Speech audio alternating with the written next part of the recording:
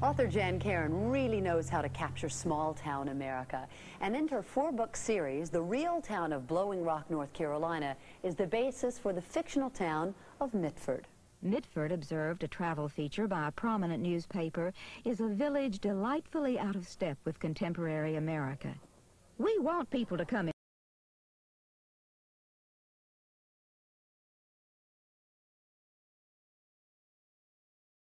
that refreshes. The latest novel in the Mitford series is Out to Canaan, and Jan Karon, our author, joins us this morning. I have to tell you, these are personal favorites of mine. It is just such a pleasure to welcome you this morning. I'm thrilled to be here. Out to Canaan, along with all the other Mitford novels, brings about these wonderful characters. I just have to go to, we just heard you reading from the very first book in this series. Yes, that Southern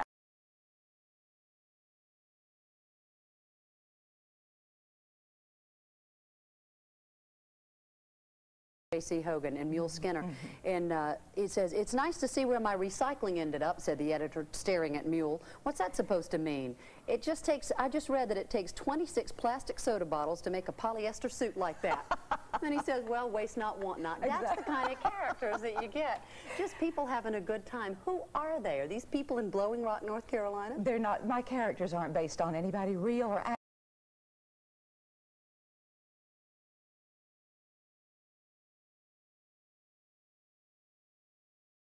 Southern girl. I know them well. And they're fun and they're colorful, and of course I use a lot of dialect, the Scottish, Irish remnants of dialect in my books, and which is terribly colorful speech. Just one quick thing, if you say good morning to Uncle Billy Watson, for example, say, "Good morning, Uncle Billy, how are you?" He'll say, "Ah, no rest for the wicked, and the righteous don't need none." Colorful. And people that you know, a lot of little Southernism.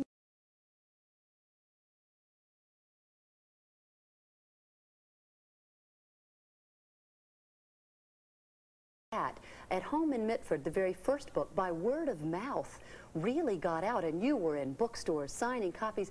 Almost, I hate to say cult, because that sounds like such a negative thing, but there's a newsletter out. Yeah. People all over the country were having wedding parties for two of the main characters when they got married. Are you surprised by all that attention? Well, of course I am, Jane. I never dreamed. All I ever wanted to do was write the very best book I could write, and I never dreamed people would be so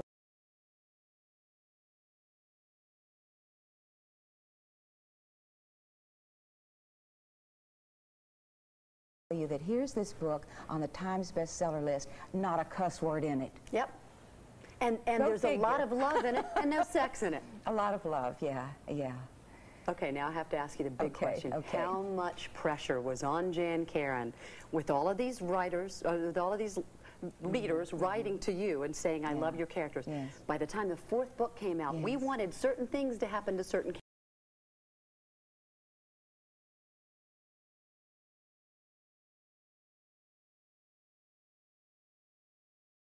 What are they?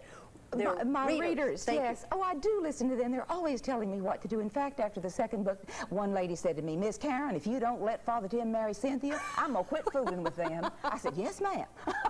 Well, we all were about to say that, and I didn't want Sadie to die, but she was 90. I know. Sometimes you have to lose a character because the story tells you that's what's needed. But I do pray a lot. You ask me how I handle the pressures.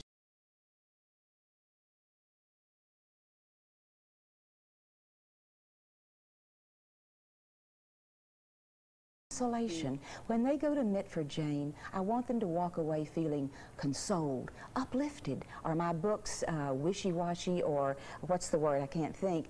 No, they have hard things. These books have hard things. They're tough issues that you deal with. Yes, I think so. And as the principal character is an Episcopal priest, there's also some message of faith and strength there, too. Yes, yes, Jan Karon, thank you so much for Out to Canaan. And the other 3 before